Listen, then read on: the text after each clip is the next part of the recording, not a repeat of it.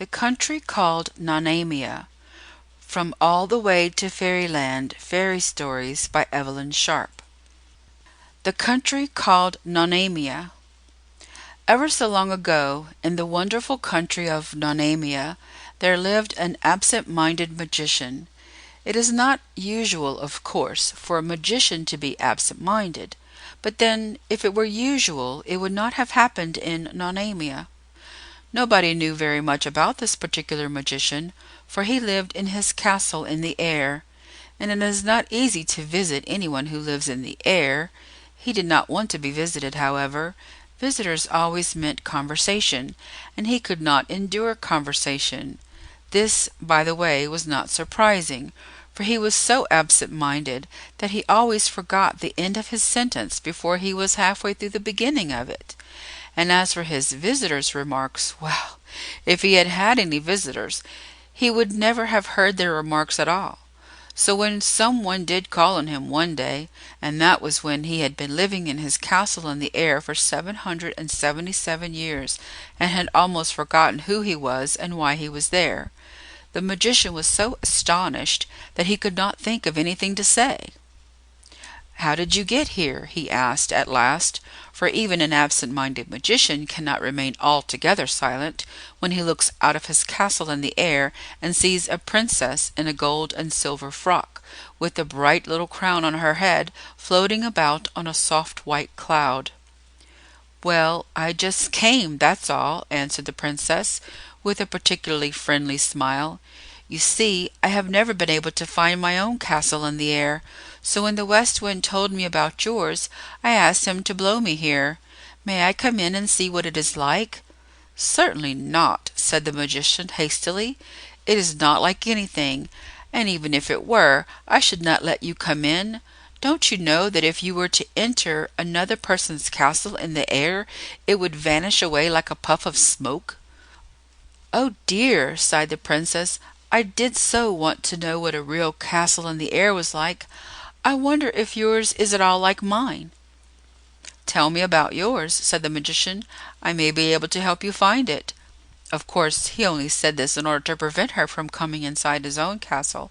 At the same time, a little conversation with the friendly princess in a gold and silver gown is not at all unpleasant when one has lived in a castle in the air for 777 years. "My castle in the air is much bigger than yours," she explained. "It has ever so many rooms in it, a large room to laugh in, and a small room to cry in." "To cry in?" interrupted the magician. "Why, no one ever thinks of crying in a castle in the air." "One never knows," answered the princess gravely. "Supposing I were to prick my finger, what should I do if there wasn't a room to cry in? Then there is a middling-sized room to be serious in, for there is just a chance that I might want to be serious sometimes, and it would be as well to have a room, in case." "Perhaps it would," observed the magician, who had never listened so attentively to a conversation in the whole of his long life. "What else will you have in your castle?" "I shall have lots of nice books that end happily," answered the princess, "and they shall be talking books, so that I need not read them to find out what they are about. I shall have plenty of happy thoughts in my castle, too, and lots of nice dreams piled up in heaps, and where there's just one more thing." "What is that?" asked the magician. "Well, I think I should like to have a prince in my castle, a nice prince, who would not want to be just dull and princely like all the princes I have ever danced with, but a prince who would like my castle exactly as I have built it, and would play with me all day long. That would be something like a prince, wouldn't it?" "You could not possibly have a prince," said the magician. "If you allowed someone else even to look into your castle in the air, it would vanish away like a puff of smoke. I have lived in my castle for 777 years, and I have never allowed anyone to put a foot in it." "Is it so beautiful, then, your castle in the air?" asked the princess wonderingly. "I'm sure I don't know," said the absent-minded magician. "I don't think I ever noticed. I came to live in it because it was the only place in which I could be left alone. That reminds me that if you do not go away at once, I shall be obliged to become exceedingly angry with you." "By all means," said the Princess, who had the most charming manners in the world. "But I should like to have my castle first." "I haven't got it here," said the magician, looking about him vaguely. "I know I saw it somewhere not long ago, but I can't remember what I did with it. However, if you ask the people of Nonamia, they will be able to tell you where it has gone. You will find that they are very obliging." "Will they not be surprised?" asked the Princess. "Dear me, no. The Nonamiacs are never surprised at anything," said the magician, and he drew in his head from the window. The Princess in the gold and silver frock sailed away on her cloud and landed presently in the flat green country of Nonamia. "Have you seen my castle in the air?" she asked very politely of the first Nonamiac she met. "What is it like?" asked the Nonamiac without showing the least surprise. "It is ever so large and ever so beautiful, and it is packed full of happiness, and there is a nice prince inside," answered the Princess. "Ah," said the Nonamiac, "then it must be the one I saw being blown along by the south wind. But there was no prince inside." The Princess thanked him and hastened away in the direction of the south wind until she met another Nonamiac, to whom she explained as politely as before what she wanted to know. "Ah," said the Nonamiac, "that must be the castle I met just now as it was being carried off by the north wind. But I saw no prince inside." The Princess turned round and hurried after the north wind as fast as she could go. As soon as she met another Nonamiac, however, she had to turn round once more, for he told her that her castle had just been stolen by the east wind. And when she had been walking quite a long time in the direction of the east wind, she met yet another Nonamiac, who told her that it was the west wind who had taken away her castle in the air. "It is too bad," said the little Princess, sitting down exhausted on a large stone by the side of the road. "Why should all the winds be playing with my castle in the air?" "Castles in the air generally go to the winds," observed a traveler in a dusty brown cloak, who was sitting on another large stone not very far off. She was quite sure he had not been there the moment before, but in Nonamia there was nothing remarkable about that. The Princess wiped the tears out of her eyes with a small laced handkerchief, and looked at the stranger. "Mine is a very particular castle in the air, you see," she said. "It is ever so large and ever so beautiful, and it is packed with happiness and dreams, and perhaps there is a prince in it too." "A prince?" said the stranger. "What sort of prince?" "A nice prince," explained the Princess, "who can play games and tell stories and be amusing. All the princes I know can do nothing but dance, and they are not at all amusing.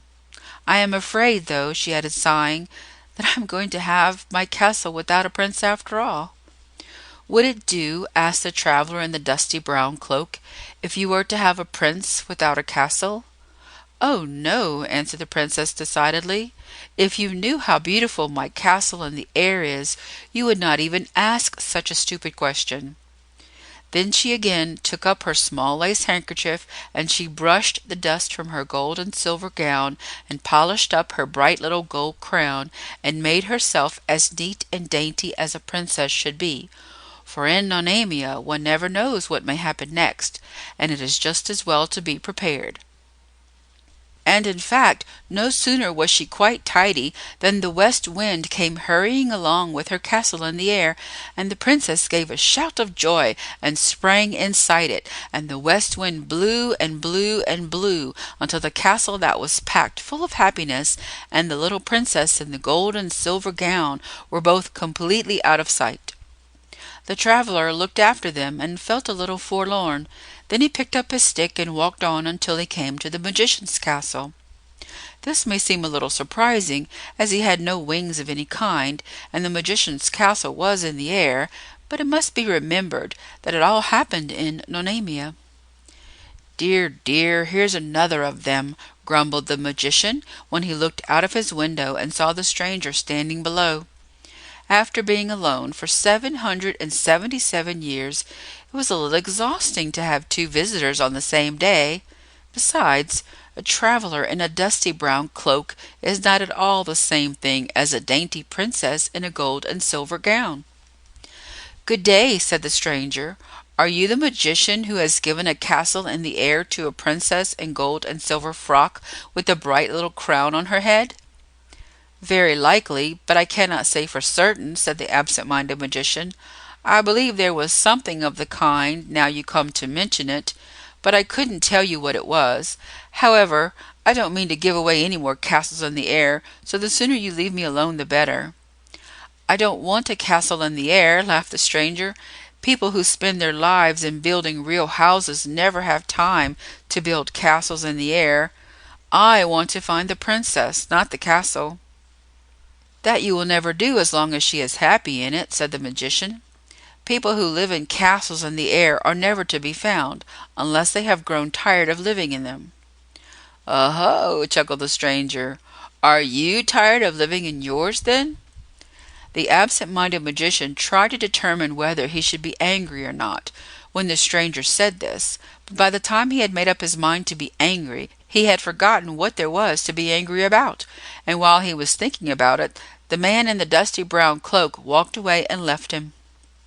Evidently, it was not very long before the princess grew tired of living in her castle in the air, for the very next day, as the traveler was once more resting on the large stone by the side of the road, down she came, castle and all, and stopped just in front of him. Truly, there is no end to the wonderful things that happen in Nonamia. "Hello," said the traveler, smiling. "What is it like inside your castle?"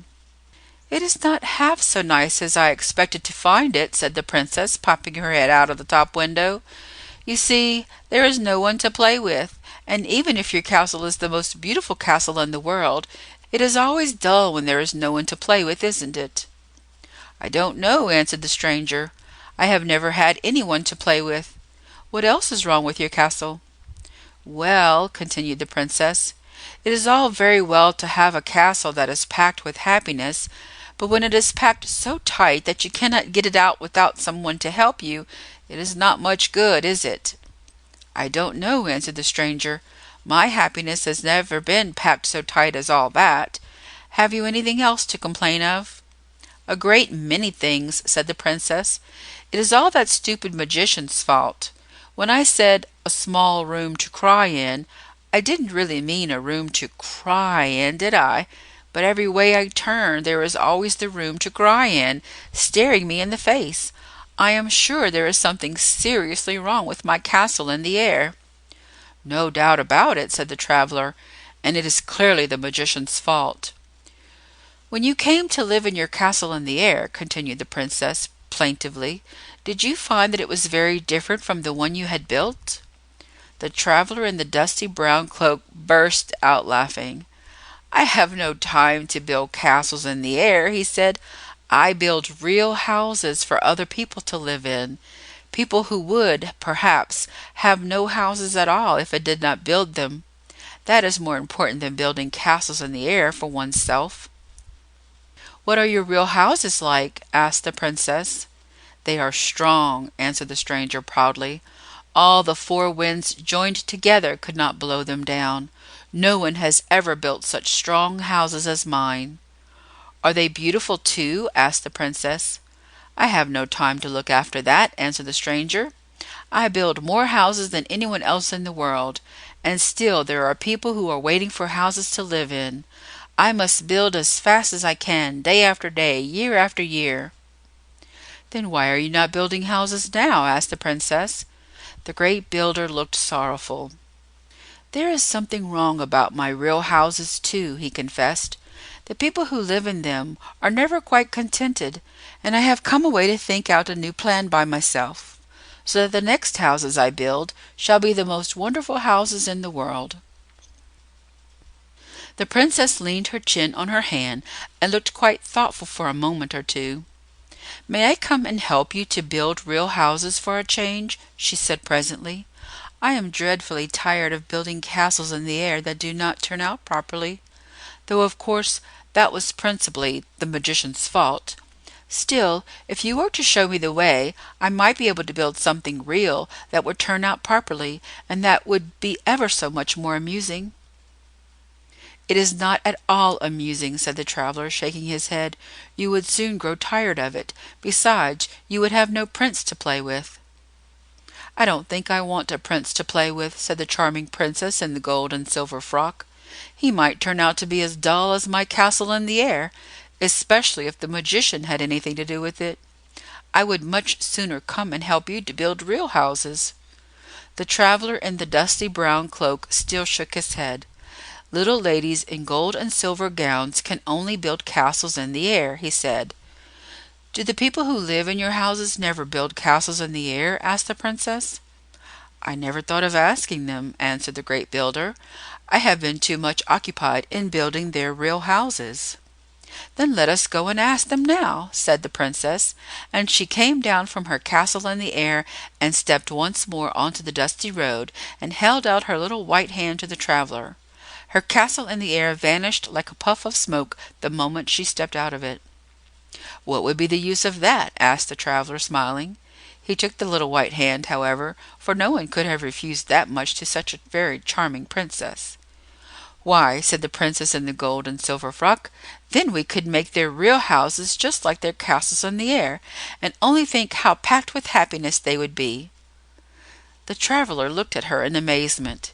It was certainly astonishing that so great a builder as he should find out what was wrong with his houses from a princess with a bright little crown on her head, who had never done anything but build castles in the air. Still, we must remember that it all happened in Nonamia, and that accounts for a great deal. "You are quite right," said the traveler. "You know far more about it than I do. You shall come and help me to build real houses, and they shall be the most wonderful houses that have ever been built." "All beautiful to look at, and packed with happiness inside," cried the dainty little princess, clapping her hands for joy. "And we won't let that stupid magician spoil our real houses, will we?" The magician was looking out of his window at nothing at all when they came past his castle hand in hand. "We are going to build the most wonderful houses in the world," cried the princess. "Ever so much more wonderful than the stupid castle in the air you gave me." This was not very gracious of her, for after all, the magician had given her exactly what she had built for herself. However, as he had already forgotten both of them and could not think of anything to say, and as they were in too great a hurry to stay and help him, there is nothing more to be said about the magician, except that he is still living in his castle in the air and looking out of his window at nothing at all, which is a right and proper occupation for a magician who is absent-minded. As for the traveler and the charming princess, they spent the rest of their days in building the most wonderful houses in the world for the people who had nowhere to live.